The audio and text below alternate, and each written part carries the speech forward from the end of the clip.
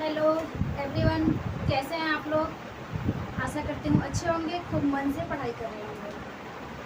तो जैसा कि हमने अपने इसके पहले वीडियो में हमने ट्रिक के उपन्यास आप सबको पढ़ाए थे, आज मैं उपन्यास का दूसरा पार्ट फिर लेके आई हूँ।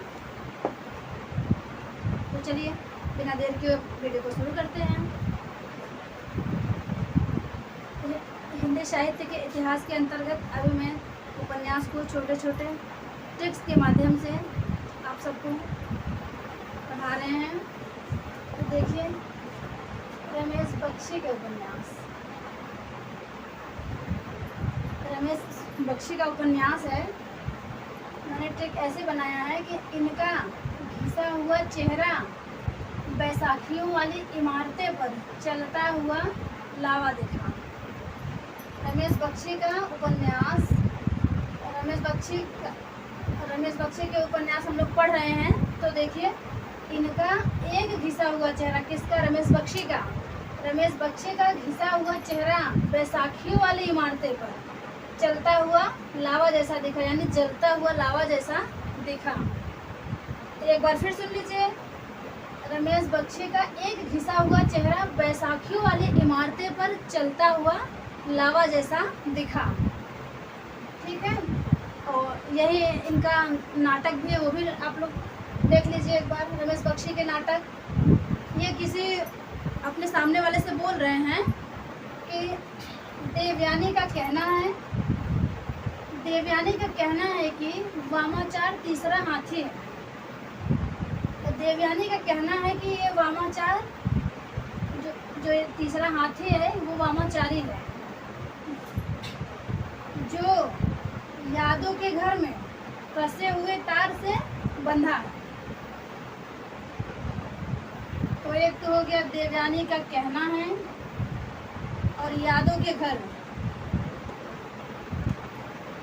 रमेश बख्शी के नाटक, देवयानी का कहना है वामाचार तीसरा हाथी यादों के घर में कसे हुए तार से बंधा है। कितने अच्छे शॉर्ट ट्रिक्स है, एक ही बार में नाटक उपन्यास इनके याद हो गए। देवयानी का कहना है कि वामाचार जो तीसरा हाथी है वो यादों के घर में, यानी यादों के घर में कसे हुए तार से, वो इतना वामाचारी लोग उसको पकड़ के कसे हुए तार से उसको बांध देते हैं। ठीक है, और एक तथ्य और है इनके में, रमेश बख्शी बोल्ड को आधुनिकतावादी तथा विडम्बनावादी एवं विसंगति बोध के नाटककार हैं। रमेश बख्शी बोल्ड, इनका पूरा नाम रमेश बख्शी बोल्ड है, और आधुनिकतावादी तथा विडम्बना से युक्त विसंगति बोध के ये नाटककार हैं।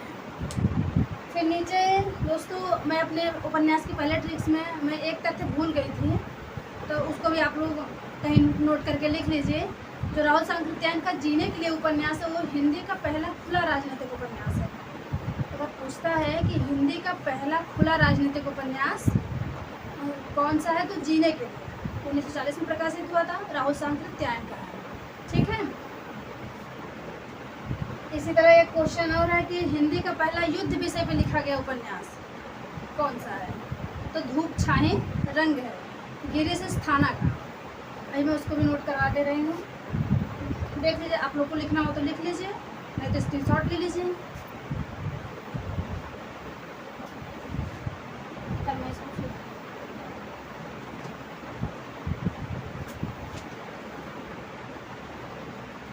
चलिए, हो गया।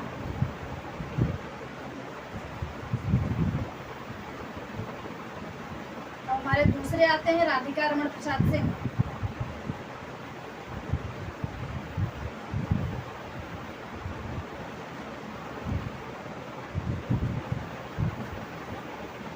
राधिका रमण प्रसाद सिंह,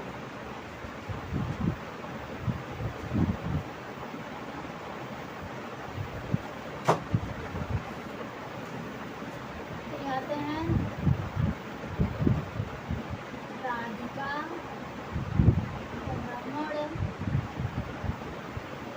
प्रसाद सिंह। ये तो कहानियाँ बहुत फेमस हैं। चलिए इनके उपन्यास देखते हैं। राम और रहीम ने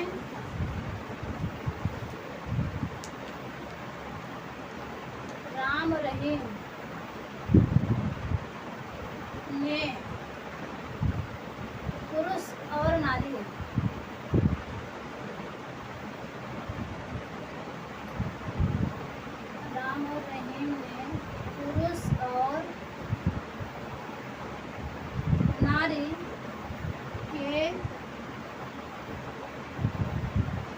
संस्कार को चुंबन और चाटा, चुंबन और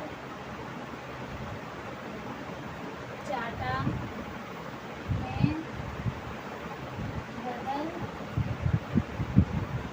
दिया। कितने अच्छे से कहानी नुमा याद हो गया। राम रहीम ने पुरुष और नारी के संस्कार को चुंबन और चाटा में बदल दिया। तो देखिए, एक तो हो गया ये राम रहीम, दूसरा हो गया पुरुष और नारी, तीसरा हो गया संस्कार, चौथा हो गया चुंबन और चाटा। राम रहीम ने राधिका रमण प्रसाद सिंह के उपन्यास राम रहीम ने पुरुष और नारी के संस्कार को चुंबन और चाटा में बदल दिया। दोस्तों, इनकी दो कहानी भी है, बताइए आप लोग को अगर पता हो। बहुत प्रसिद्ध कहानी है, बहुत बार पूछी गई है, राधिका रमण प्रसाद सिंह की कहानी। चलिए नोट कर लीजिए। कानों में कंगना, कानों में कंगना। एक है कानों में कंगना और एक है बिजली।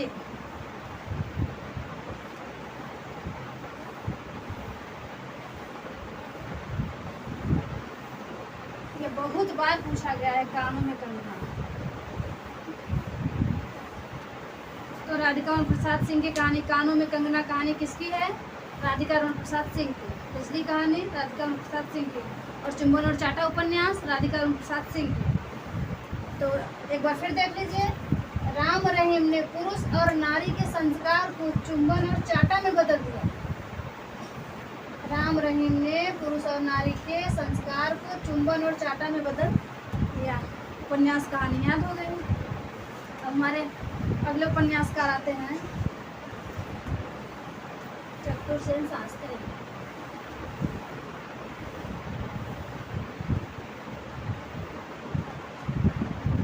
इनकी रचनाएं बहुत प्रसिद्ध हैं। चतुरसेन शास्त्री, कोई ऐसा परीक्षा नहीं कि इनकी रचनाएं न पूछी जाए। चतुरसेन शास्त्री। चलिए इनको उपन्यास देखते हैं। वैशाली की नगर वधू, वैशाली की नगर वधू ने, कौन? वैशाली की नगर वधू, वैशाली के नगर का जो नई वधू है, रक्त की प्यास बुझाई, रक्त की प्यास बुझाई, रक्त की प्यास बुझाई। तो आलमगीर, तो आलमगीर और वयम रक्षा,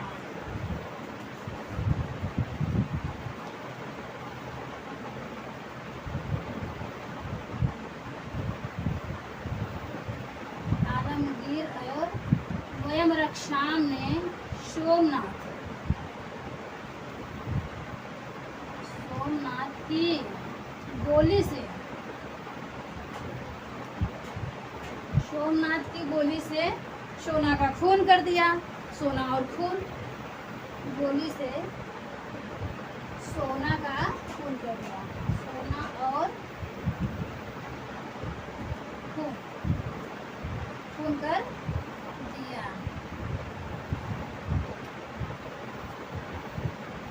तो एक हो गया वैशाली की नगर वधू।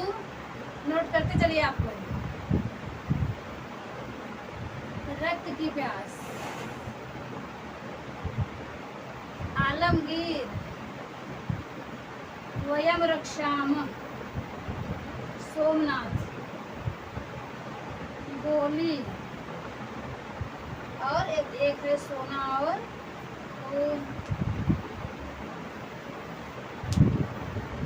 कैसा लग रहा है दोस्तों हमारा छोटा सा प्रयास?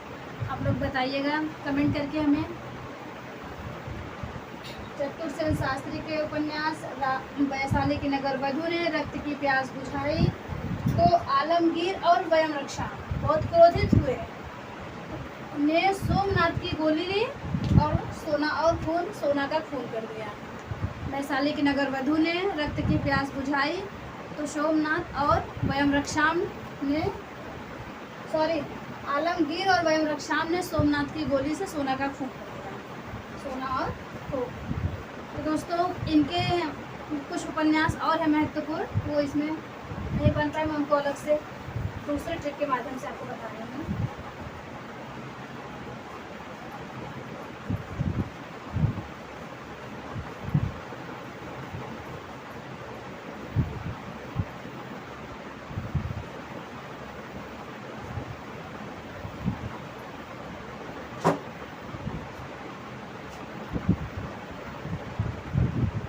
चतुर्सेन शास्त्री के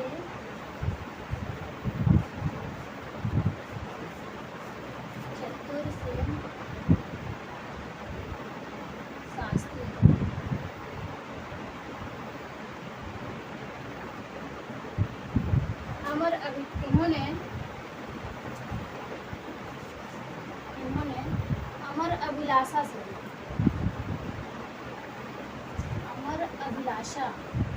यानी स्वेच्छा से अमर अभिलाषा से हृदय की परख की। अमर अभिलाषा से हृदय की परख की।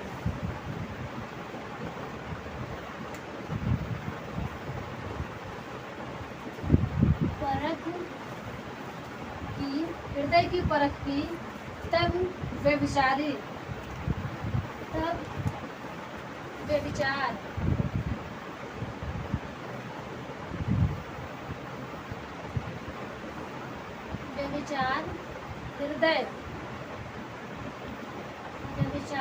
हृदय ने आत्मदाह कर लिया।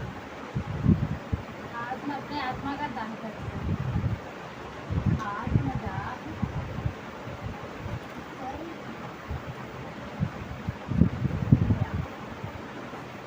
ठीक है। इन्होंने इसने चतुर्सेन शास्त्री ने अमर अभिलाषा से हृदय की परख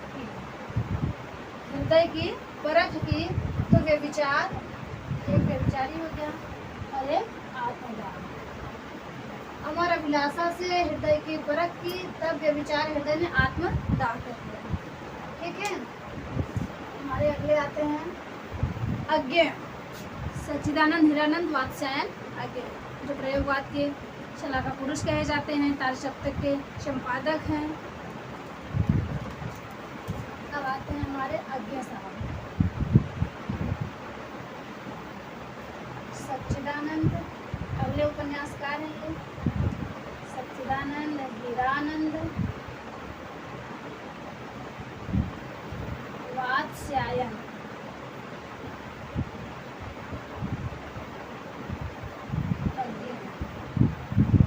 बहुत बड़ा नाम है।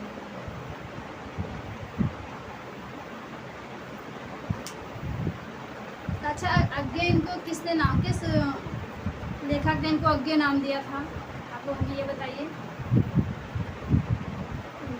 अज्ञेय नाम का श्रेय किस साहित्यकार को जाता है? जैनेन्द्र। इनको अज्ञेय नाम जैनेन्द्र ने दिया था। जैनेन्द्र। सच्चिदानंद हीरानंद वात्स्यायन अज्ञेय को जैनेन्द्र ने इनको ये नाम दिया था। और इनको कठिन गद्य का प्रेत भी कहा जाता है। ओके, कठिन काव्य का प्रेत केशवदास को और कठिन गद्य का प्रेत अज्ञेय को कहा जाता है। चलिए इसको मैं नीचे इनके उपन्यास देख लेते हैं। शेखर एक जीवनी। शेखर एक जीवनी 1940 में है, भाग 1। शेखर एक जीवनी भाग 1। इसमें शेखर और सरस्वती इसके नायक नायिका हैं और इसमें शेखर के किशोरावस्था तक का वर्णन है। इसमें शेखर के किशोर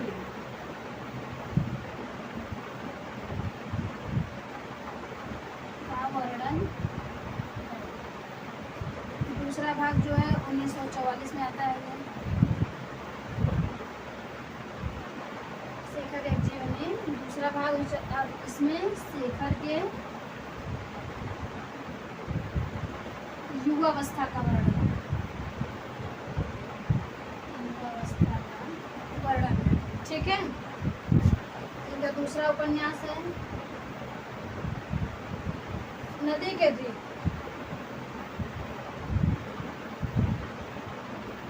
नदी के द्वीप,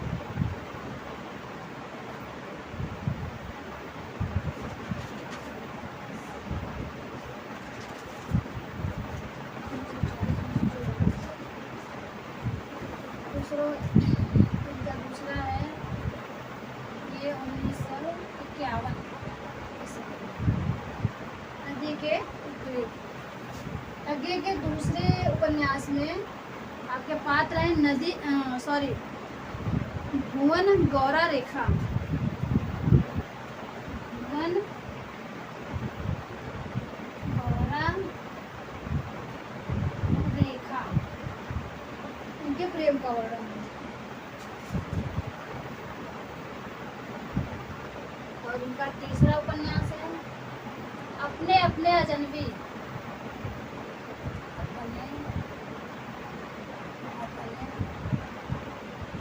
अजनबी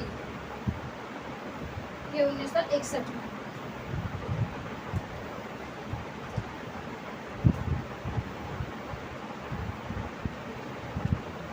इसका विषय क्या है? इसमें मृत्यु से साक्षात्कार का वर्णन है। मृत्यु से, हमारे साथ आप लोग भी जिनको नोट करना है वे नोट करते चलेंगे, ठीक है। मृत्यु से साक्षात्कार वर्णन है। तो दोस्तों, शेखर एक जीवनी, नदी के द्वीप, अपने अपने अजनबी, यही इनके 3 प्रसिद्ध उपन्यास हैं।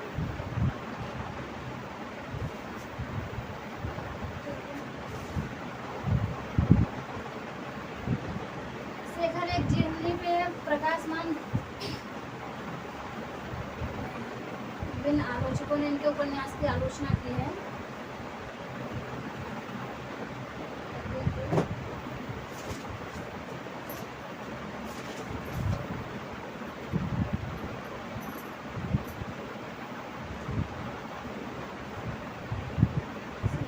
इनके शेखर एक जीवनी की, शेखर एक जीवनी की आलोचकों ने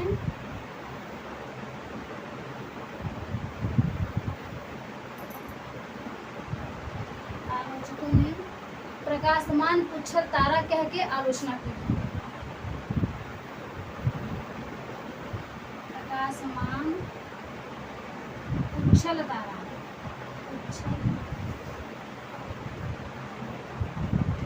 प्रकाशमान पुच्छल तारा कहकर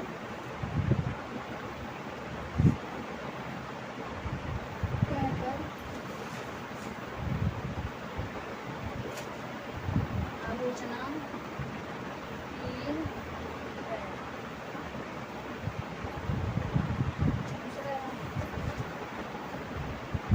दोस्तों, इसी पे शेखर एक जीवनी पे,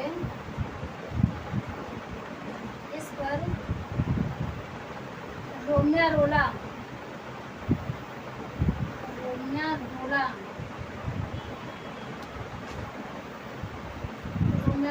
की पुस्तक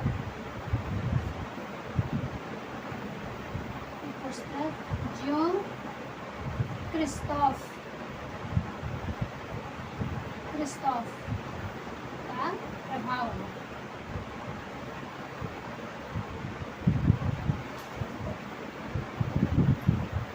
शेखर एक जीवनी पे, शेखर एक जीवनी उपन्यास पर रोमिया रोला की पुस्तक ज्यो क्रिस्तोफ का प्रभाव लेखक ने माना है, यानी अज्ञे साहब ने माना है। लेखक ने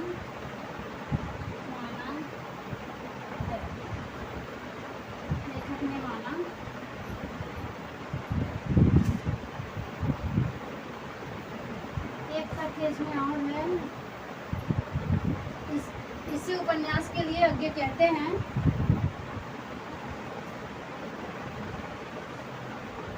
शेखर की खोज,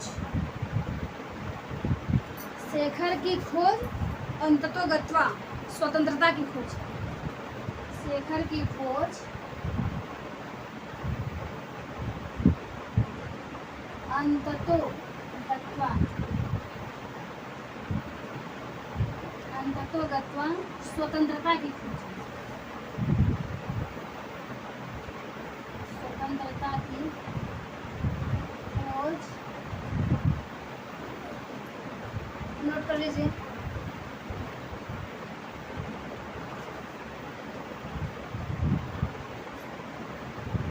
ठीक है बेटा।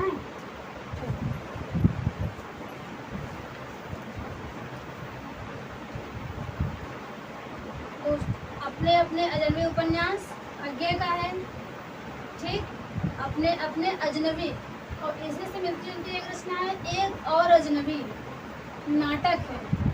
तो इसके नाटककार कौन है?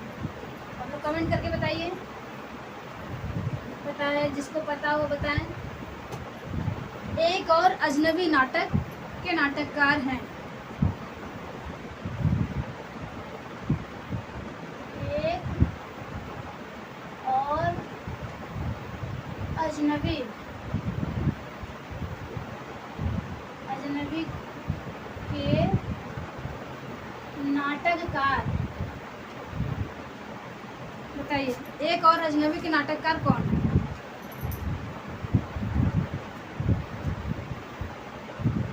चलिए, कोई महिला है, मैं आपको हिंट दे देती हूँ, बताइए। मृदुला गर्ग,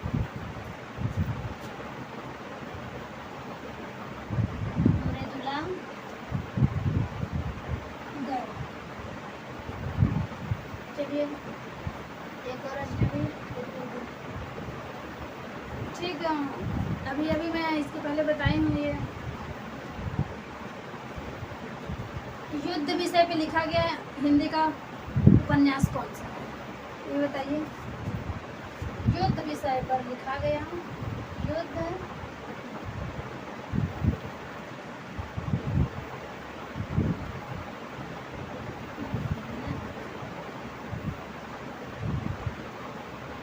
युद्ध विषय पर लिखा गया पहला उपन्यास, हिंदी में पहला उपन्यास, हिंदी में पहला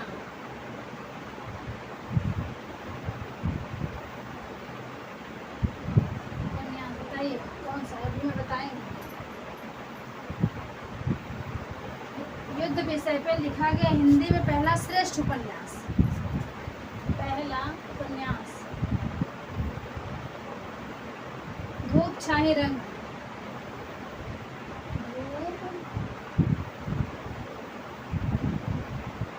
धूप छाहे रंग,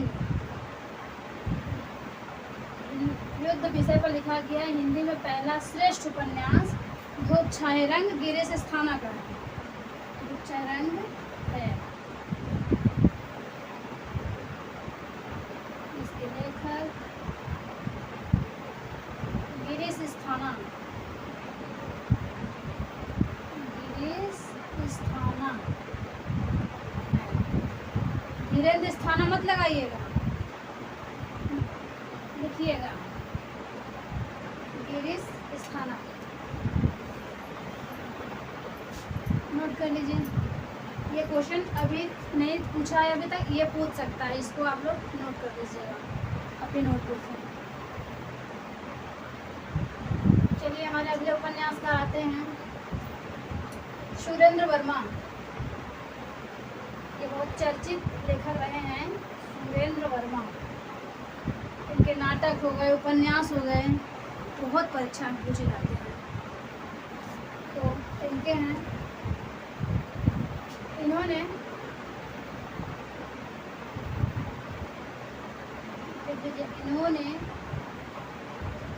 अपनी माँ से हट किया,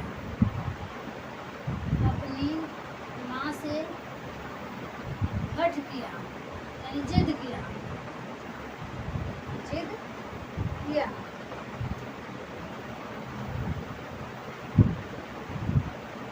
बोले हट किया कि अंधेरे से परे, अंधेरे से परे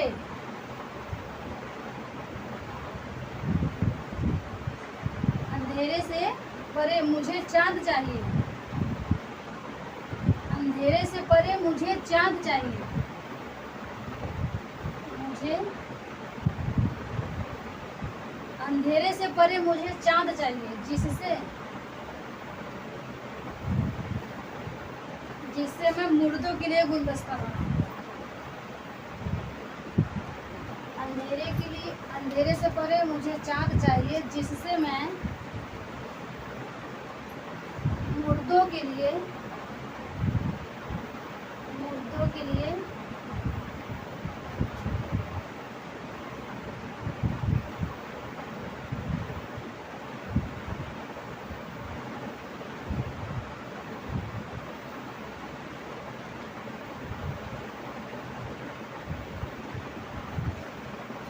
इन्होंने अपनी माँ से हट किया कि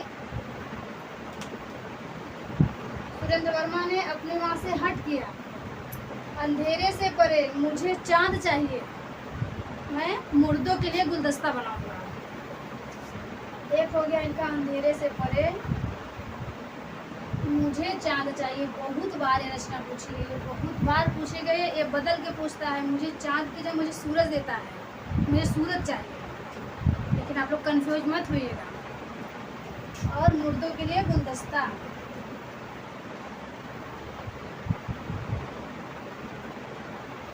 मुर्दों के लिए गुलदस्ता। अब हमारे अगले उपन्यास कराते हैं सियाराम शरण गुप्त, जो मैथिली शरण गुप्त के अनुज हैं।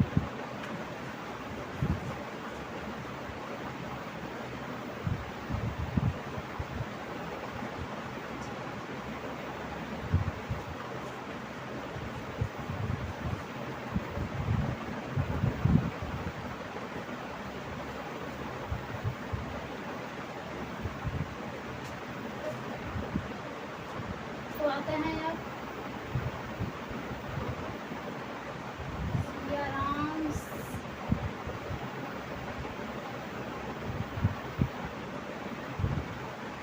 सियाराम शरण गुप्त। ये मैथिली शरण गुप्त के छोटे भाई थे। सियाराम शरण गुप्त के उपन्यास, तो इनका उपन्यास है। इन्होंने गोद लिया किसको? अंतिम आकांक्षा नाम की लड़की को। इनकी कोई संतान नहीं थी, उन्होंने ऐसी कहानी बनाई है कि इन्होंने अंतिम आकांक्षा नाम की लड़की को गोद लिया एक नारी से। इनका है गोद अंतिम आकांक्षा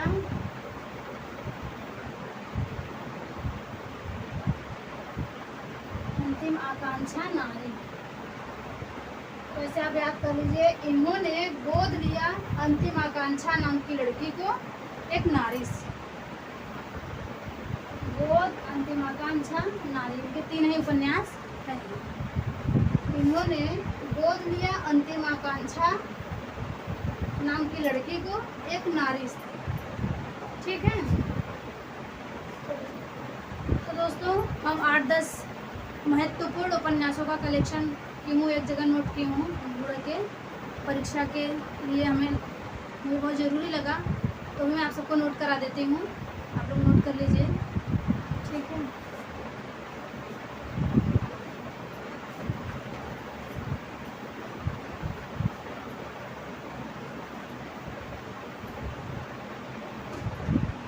चलिए यहाँ उपन्यास है, यहाँ लिख लीजिए उपन्यास का।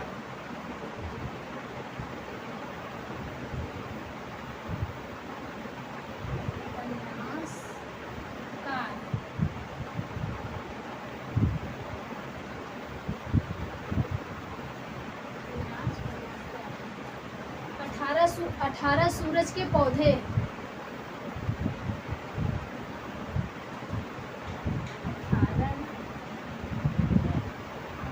सूरज के पौधे।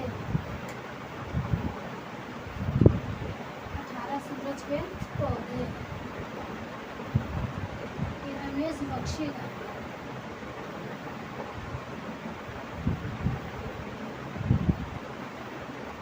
दूध छाए रंग भी दिखे ही हैं, लेकिन उसको भी यहाँ नोट कर लीजिए एक बार फिर, ये बहुत इम्पोर्टेंट है। दूध छाए रंग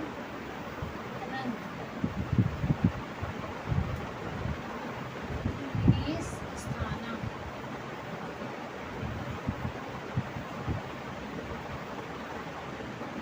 तीसरा है खुदा सही सलामत है। खुदा सही, खुदा सही सलामत है। रविंद्र कालिया, खुदा सही सलामत है। रविंद्र कालिया।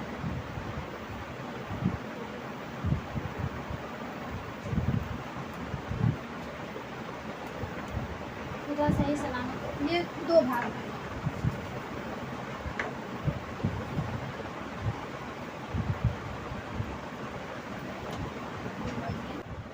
और इसका विषय है नारी शोषण।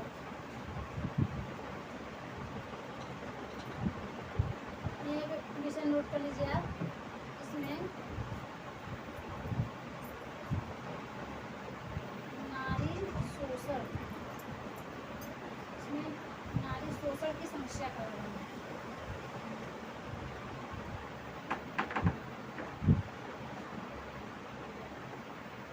नारी शोषण की समस्या का वर्णन।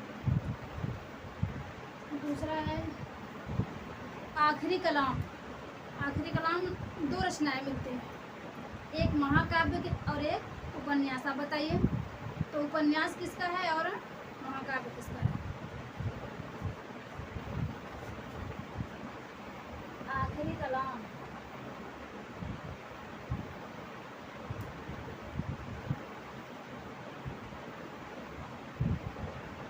आखिरी कलाम, ये आखिरी कलाम एक रचना है, ये उपन्यास है। तो यह है दूधनाथ सिंह की, ठीक है।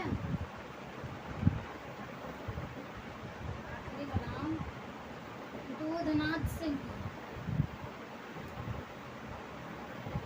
तो ये किस पे लिखा गया है? इसमें किसका वर्णन है? बाबरी मस्जिद विध्वंस का। बाबरी मस्जिद विध्वंस का इसमें वर्णन है।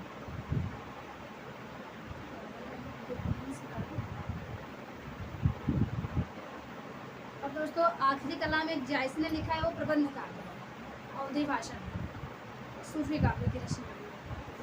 उसको भी ये नोट करके लिख देते हैं, नोट कर लीजिए। आखिरी कलाम बहुत चर्चित है, आप सभी जानते होंगे, लेकिन ऐसे टैली करके सीखेंगे तो बहुत जल्दी सीख पाएंगे और कभी भूलेगा नहीं, दिमाग में बैठ जाएगा। आखिरी कलाम जायसी का है, जायसी का प्रबंध काव्य है। जायसी का प्रबंध काव्य है।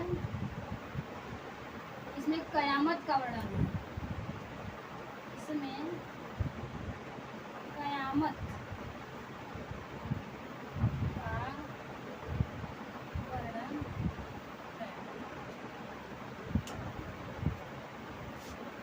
नोट कर लीजिए।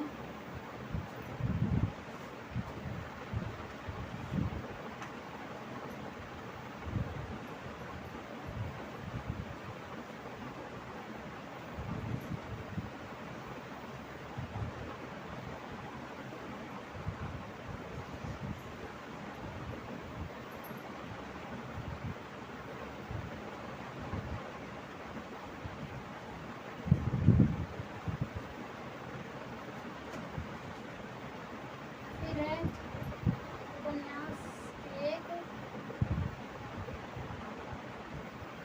बड़ा इतिहास।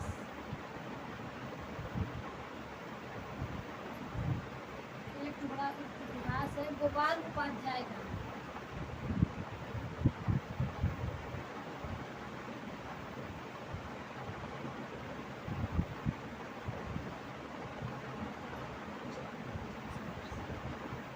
हाँ, ये तो इसमें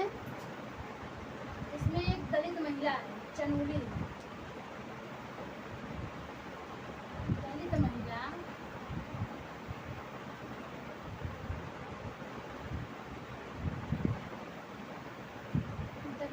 चनूली के जीवन का संघर्ष है। चनूली के जीवन संघर्ष का वर्णन है।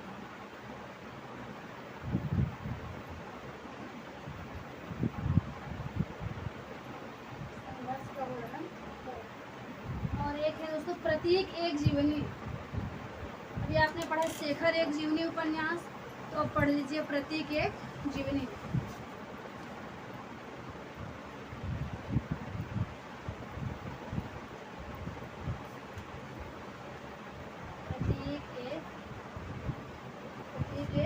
जीवनी ये वीरेंद्र जैन का, वीरेंद्र जैन का इनकी एक रचना और है ना सबसे बड़ा सिपहिया वीरेंद्र जैन का, बहुत बार पूछा है। तो ये भी नोट करिए, प्रतीक एक शेखर एक जीवनी आगे और प्रतीक एक जीवनी वीरेंद्र जैन। यही पे नोट करिए सबसे बड़ा सिपहिया भी इनके का है, बहुत ही चर्चित है, बहुत बार पूछा गया है।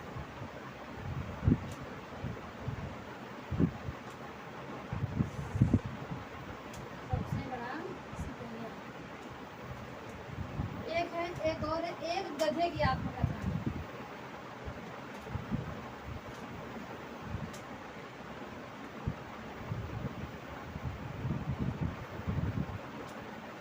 एक गधे की आत्मकथा कृष्ण चंद्र का है।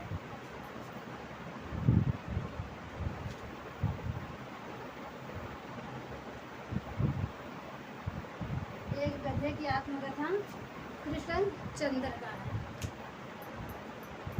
तो कैसा लगा ये हमारा प्रयास आप लोग को? जैसा कि मैं आपको बता दूं, हमें पढ़ना पढ़ाना बहुत अच्छा लगता है, तो हमने नई पहल शुरू की है। बस आप लोग को पसंद आए, अगर आप लोगों को पसंद आता है तो आप लाइक करिएगा, सब्सक्राइब करिएगा, सपोर्ट करिएगा और हमें आप सबसे कुछ सीखने का सौभाग्य मिले।